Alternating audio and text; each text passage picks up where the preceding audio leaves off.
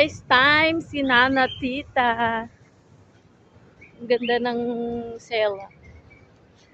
Dito sila naka-check-in ni Elia.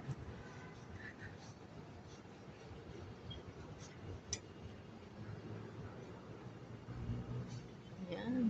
Ay, may pool din pa pala doon. Ang dami palang pool.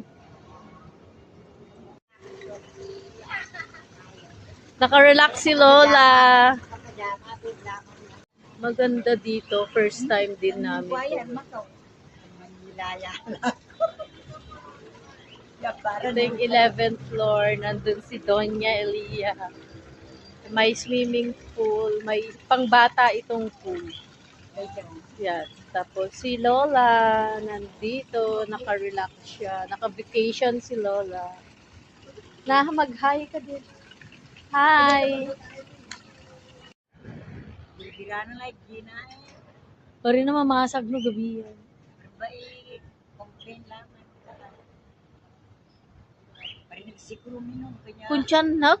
patong Eh, makapaspasag no algo. ay Eh, pati na naka-aircon kami.